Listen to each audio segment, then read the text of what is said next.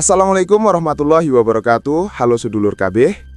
Ing wektu iki aku bakal nyeritakake sawijining cerita horor sing judule Andong Pocong. Kisah mengerikan penarik delman yang tak sadar membawa jenazah. Penasaran? Piye ceritane? Ayo, langsung wae tak wiwiti ceritane. Halo semuanya, malam ini aku mau ceritain satu kisah nyata yang sampai sekarang masih bikin bulu kuduku berdiri setiap kali aku ingat. Cerita ini tentang seorang penarik andong atau delman dari sebuah desa di Jawa Tengah yang tanpa sadar membawa penumpang bukan manusia. Ya, orang-orang di kampungku masih sering membicarakannya sampai sekarang. Katanya malam itu suara derap kaki kuda terdengar di jalan sepi, tapi tak ada satupun lampu andong yang terlihat. Dan sejak malam itu juga, si penarik andong gak pernah sama lagi seperti dulu. Namaku Sarman, aku udah jadi penarik andong sejak muda. Pekerjaan ini memang gak seberapa, tapi cukup buat makan anak istri. Hidup di desa kecil kayak gini gak banyak pilihan kerjaan selain jadi petani, buruh, atau tukang ojek. Tapi aku lebih suka narik andong. Ada rasa tenang waktu dengar suara roda kayu yang berderit pelan di jalan, diselingi suara derap kaki kudaku, si Gentos.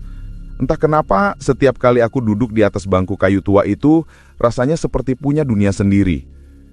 Biasanya aku mangkal di pasar lama, bawa penumpang ke desa-desa sekitar. Orang-orang udah pada kenal sama Gentos, kuda coklat yang setia menemaniku kemana-mana. Dia bukan cuma hewan, tapi udah kayak temen. Kadang aku curhat ke dia kalau lagi suntuk atau sekedar ngajak ngobrol waktu jalanan sepi. Mungkin kedengarannya aneh, tapi begitulah hidupku. Hari itu sebenarnya aku udah pengen pulang dari sore.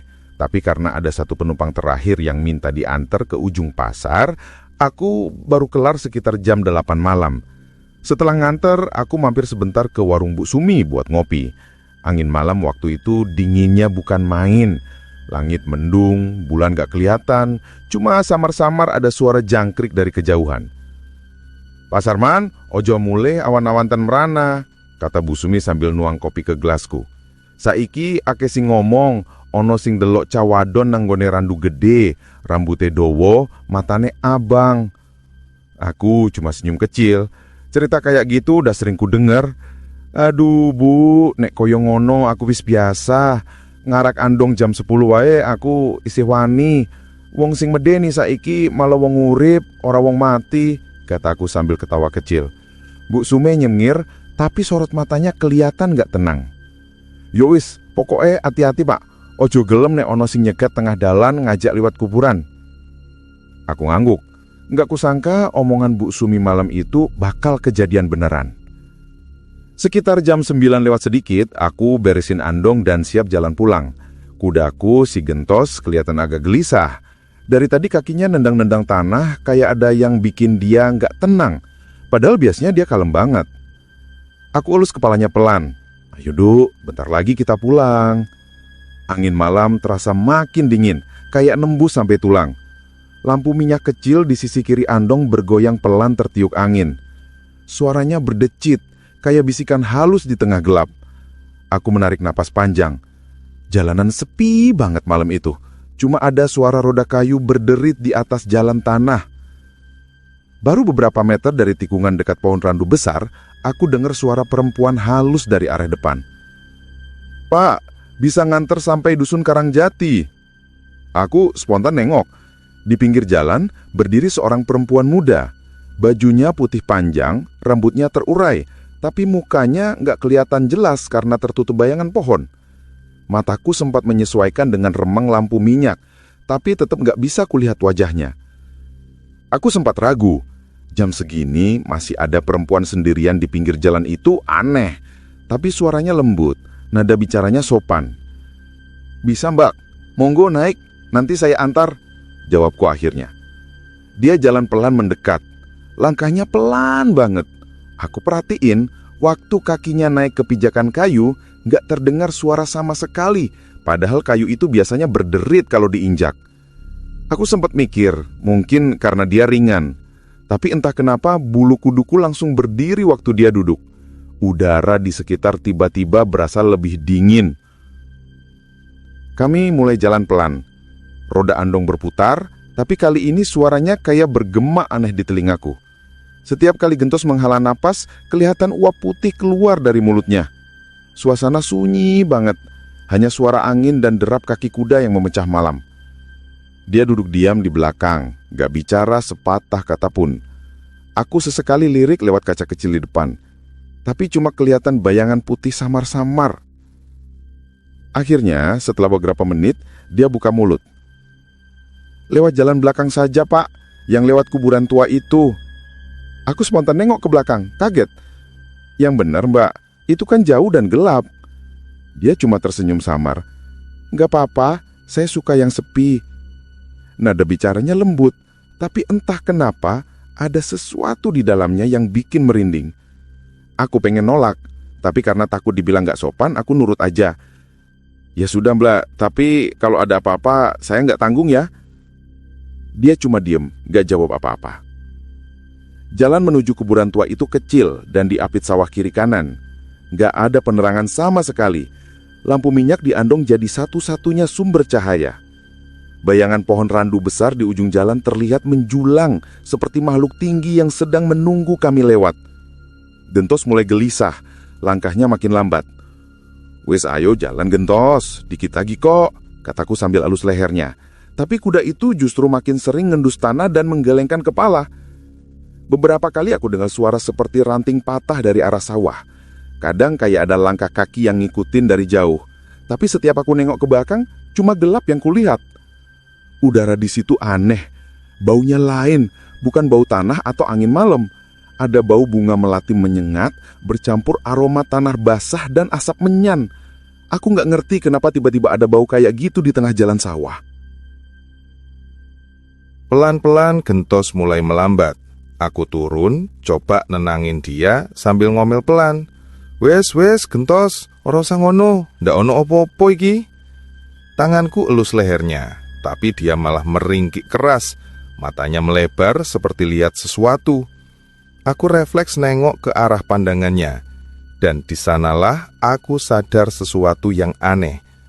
Tempat duduk di belakang kosong.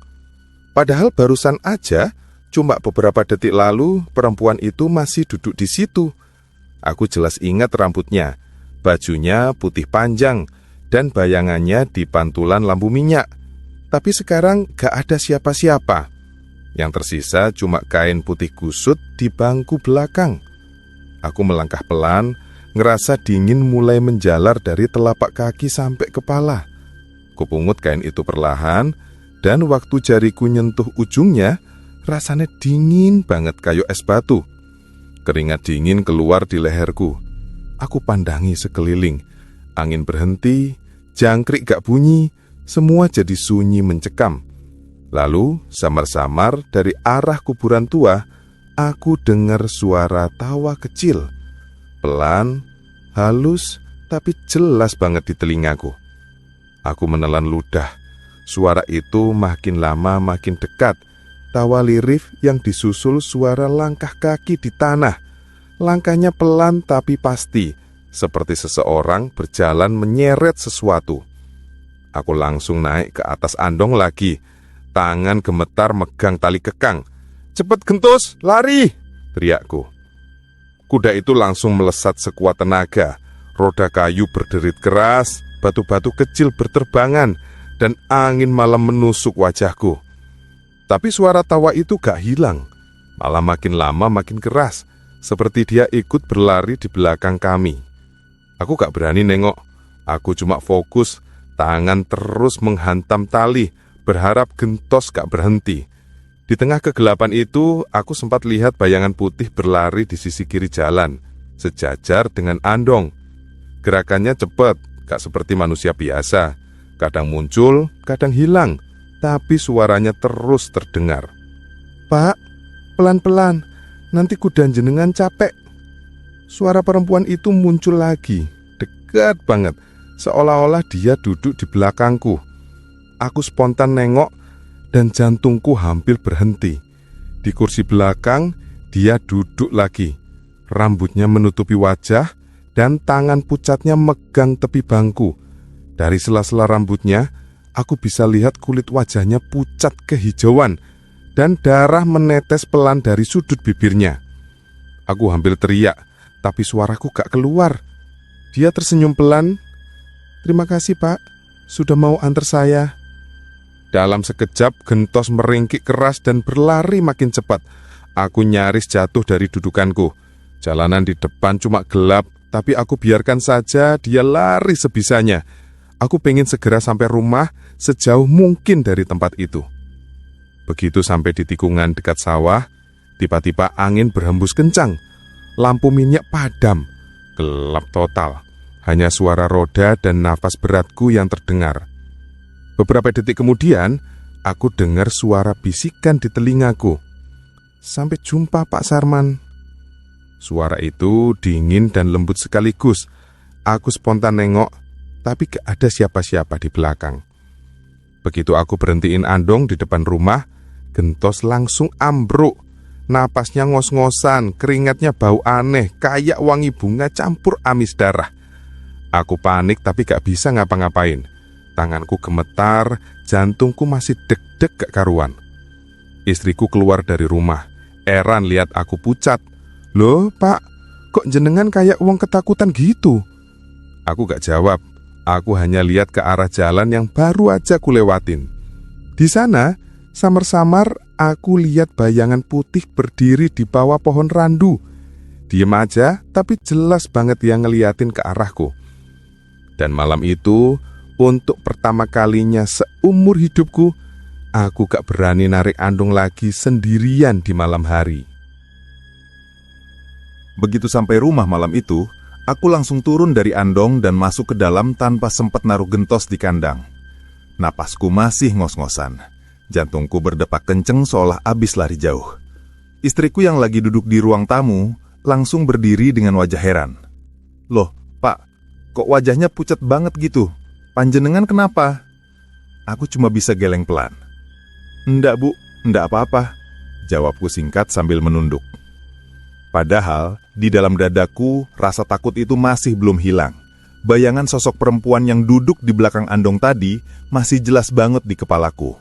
Rambutnya yang panjang menutupi wajah, pakaiannya putih lusuh, dan bau tanah basah yang kuat banget masih tercium seolah belum pergi. Aku ngerasa waktu itu kayak bukan manusia yang aku antar.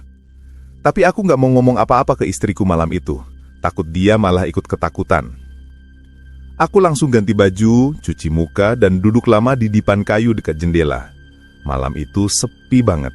Cuma suara jangkrik dan angin malam yang nyapu genting rumah. Tapi entah kenapa, perasaanku gak tenang. Ada sesuatu yang ganjil.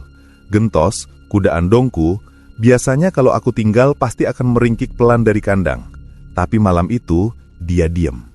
Gak ada suara sama sekali. Aku coba dengerin lebih seksama dan justru makin aneh. Aku kayak bisa denger derap kaki kuda di luar rumah. Tapi bukan dari arah kandang belakang. Sumber suaranya malah dari depan rumah. Langkahnya pelan, tapi teratur. Kayak ada yang narik andong di halaman depan. Padahal, aku yakin betul. Tadi andong itu aku tinggal di pinggir jalan desa, belum sempat aku bawa masuk. Aku berdiri pelan-pelan dan jalan ke jendela. Angin malam tiba-tiba dingin banget. Aku buka tirai sedikit dan intip keluar. Jantungku langsung serasa berhenti. Di depan rumahku, andong yang tadi aku tinggal itu bergerak sendiri. Roda kayunya berderit pelan, maju beberapa langkah, berhenti, lalu maju lagi. Lampu minyak di bagian depannya tiba-tiba nyala sendiri. Padahal tadi jelas-jelas udah aku matiin sebelum pulang. Di balik nyala temaram lampu itu, aku lihat ada sosok duduk di atas kursi penumpang.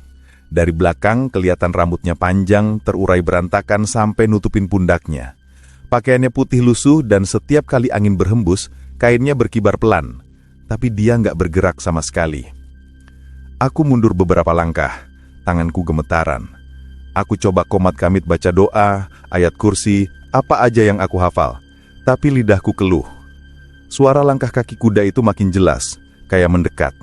Aku masih ngintip dari sela tirai waktu tiba-tiba sosok di atas andong itu pelan-pelan menoleh ke arah rumahku. Seketika darahku terasa berhenti mengalir. Wajahnya gosong, kulitnya pecah-pecah, matanya hitam legam tanpa bola mata, bibirnya sobek sampai ke pipi. Tapi yang paling menyeramkan, dia tersenyum. Senyum yang aneh banget, kayak senyum orang yang pengen bilang sesuatu tapi ditahan. Lalu dengan suara pelan, nyaris seperti bisikan, aku dengar dia ngomong, "Terima kasih, sudah antar saya pulang." Seketika tubuhku lemes, aku jatuh terduduk di lantai. Pandanganku gelap, aku nggak ingat apa-apa lagi setelah itu. Begitu aku sadar, matahari udah menembus celah-celah dinding rumah. Istriku duduk di sampingku, wajahnya cemas banget. "Pak, akhirnya bangun juga. Semalam panjenengan ngigau terus, nyebut-nyebut nama Mbak Karangjati, Siopo tohiku," katanya dengan suara gemetar. Aku bingung, aku bahkan nggak tahu siapa Mbak Karangjati itu, tapi entah kenapa nama itu terdengar nggak asing di telingaku. Kayak aku pernah dengar dari orang dulu, tapi lupa kapan. Aku cuma bisa geleng pelan. "Mungkin aku kecapean, Bu." Istriku masih menatapku penuh curiga. Tapi akhirnya dia bangkit, ngambil air, dan nyuruh aku istirahat lagi. Setelah dia keluar, aku pelan-pelan duduk dan pandangin keluar jendela. Andongku nggak ada di tempatnya. Aku langsung keluar dan lihat ke halaman depan. Kosong. Tapi di tanah, masih kelihatan jelas jejak roda andong melingkar kayak muter di halaman rumahku semalaman. Aku langsung ke kandang belakang. Gentos ada di situ. Tapi keadaannya aneh. Kudaku itu biasanya gagah, suaranya keras. Tapi pagi itu dia gemetaran. Matanya merah, bulunya basah kayak abis keringetan. Dan yang paling aneh, di bagian lehernya ada bekas tangan kayak dicengkeram kuat-kuat. Aku langsung elus kepalanya pelan. "Tenang Tos, wes. Tapi Gentos malah ngibasin kepala dan meringkik keras. Suaranya nyaring banget sampai bikin bulu kuduku berdiri. Istriku sampai keluar rumah kaget. "Loh, kudanya kenapa, Pak?" Aku cuma bisa jawab pendek, "Entah, Bu. Kayaknya semalam dia juga lihat sesuatu."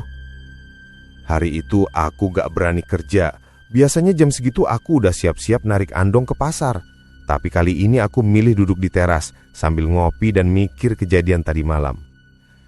Aku ngerasa kayak mimpi, tapi semuanya terasa nyata. Aku bisa ingat detailnya. Bau tanah basah, nyala lampu minyak, bahkan tatapan mata hitam sosok itu, semua masih nempel di kepala. Menjelang sore ada Pak Karto, tetangga sebelah. Lewat depan rumah, dia nyapa sambil ngelambai. "Wah, lah kok belum narik toh?" katanya. Aku jawab sambil senyum kaku. "Lagi gak enak badan, Pak." Pak Karto mendekat, terus duduk di kursi bambu depan rumah.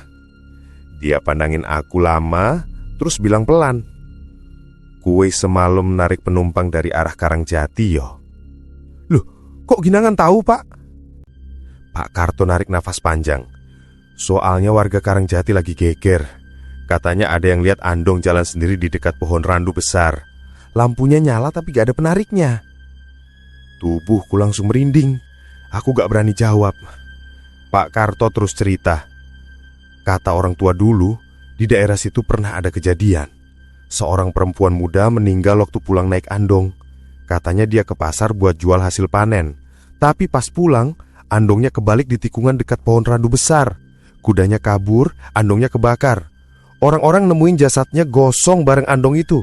Sejak itu, warga nyebut dia Mbak Karangjati. Aku tertegun. "Itu nama yang semalam aku teriak-teriak pas ngigau," kata istriku. "Ternyata bukan kebetulan." Pak Karto lanjut, "Kalau memang kamu narik dari arah sana, mungkin kamu yang dia pilih buat antar dia pulang." Aku langsung pucat. "Antar pulang? Maksudnya gimana, Pak?" "Ya, arwahnya belum tenang. Mungkin dia masih nyari jalan pulang yang dulu gak sempat diselesaikan." Setelah Pak Karto pamit, aku duduk lama banget. Rasanya campur aduk antara takut, bingung, dan gak percaya. Aku bener-bener gak tahu harus ngapain. Malamnya, waktu semua udah tidur, aku gak bisa pejam mata. Rasa penasaran nyampur takut. Aku pelan-pelan keluar rumah, bawa lampu minyak kecil, dan jalan ke kandang. Gentos udah tidur berdiri. Aku elus kepalanya, lalu aku bisikin pelan. "Maaf Yotos, aku gak tahu semalam kita nganter siapa." Saat itu juga, angin berhembus kencang. Suara ranting-ranting di kebun belakang bergesekan keras. Aku nengok ke arah pohon randu yang tumbuh di ujung halaman. Daunnya bergoyang pelan. Di sela-selanya aku kayak ngelihat bayangan putih melintas. Tapi pas aku fokusin mata, udah gak ada apa-apa. Aku balik ke rumah dengan langkah berat. Begitu mau nutup pintu, tiba-tiba dari arah jalan depan rumah terdengar lagi suara roda kayu berderit. Suara yang sama kayak malam kemarin. Deritnya pelan tapi terus mendekat. Aku buka pintu sedikit, dan dari balik kegelapan terlihat lampu minyak menyala samar. Andongku berjalan sendiri lagi. Kali ini aku gak sempat ngintip lama. Dari kejauhan, sosok perempuan itu udah berdiri di depan Andong, bukan duduk lagi. Dia berdiri menghadap ke arah rumahku. Wajahnya pucat keabu-abuan, rambutnya menutupi sebagian muka, dan dari celah rambut itu aku lihat senyum tipisnya muncul lagi. "Masih mau antar saya pulang kan?" katanya pelan. Aku langsung mundur sambil jatuhin lampu minyak di tanganku. Api kecil dari lampu itu padam seketika dan ruangan jadi gelap total. Aku tutup pintu rapet-rapet, kunci semua jendela, dan langsung lari ke kamar. Istriku yang kaget lihat aku ketakutan cuma bisa bingung. "Pak, kenapa toh?" Aku gak bisa jawab, cuma bisa gemetaran sambil bilang, "Dia datang lagi, Bu. Dia datang lagi." Malam itu aku gak tidur sama sekali. Dan anehnya, suara roda Andong itu terus terdengar sampai menjelang subuh. Kadang jauh, kadang deket, kadang kayak berhenti di depan rumah lalu menjauh lagi. Aku cuma bisa menutup kuping sambil berdoa semoga tepat pagi. Setelah kejadian itu, aku benar-benar berhenti narik Andong malam hari. Setiap lewat kuburan tua dekat pohon randu, aku selalu berusaha cepet-cepet dan gak berani nengok. Tapi kadang, dari sudut mataku, aku masih suka lihat ada Andong berjalan pelan tanpa penarik. Lampunya nyala redup, rodanya berderit, dan di dalamnya ada perempuan berbaju putih duduk tenang sambil matap keluar. Warga desa mulai heboh. Banyak yang bilang mereka juga pernah lihat Andong itu, terutama kalau malam Jumat. Ada yang ngaku dengar suara perempuan minta diantar, tapi pas noleh gak ada siapa-siapa. Ada juga yang ngaku sempat lihat sosok perempuan duduk di Andong kosong, rambutnya panjang sampai nyentuh tanah. Sejak itu, warga nyebut jalan itu Jalan Andong Mati. Konon, siapapun yang berani berhenti di situ setelah maghrib bakal didatengin arwah penumpang yang dulu aku antar. Katanya, dia masih nyari penarik yang mau antar dia pulang sekali lagi. Dan setiap kali aku dengar suara roda kayu berderit pelan di tengah malam, aku tahu dia belum berhenti. Dia masih keliling nyari penarik berikutnya. Atau mungkin nunggu aku buat antar dia pulang sekali lagi. Cerita ini mungkin terdengar mustahil buat sebagian orang, tapi buatku itu nyata. Sampai hari ini, setiap kali aku dengar suara Andong di malam hari tanpa penumpang, aku selalu berdoa dalam hati, "Ya Allah, semoga itu bukan Andongku." Dan buat kalian yang suka bepergian malam di desa, kalau dengar suara delman tanpa lampu lewat pelan-pelan di jalan sepi, jangan coba nengok ke dalamnya. Karena bisa jadi yang duduk di sana bukan manusia. Sekian cerita dari saya. Terima kasih. Wassalamualaikum warahmatullahi wabarakatuh.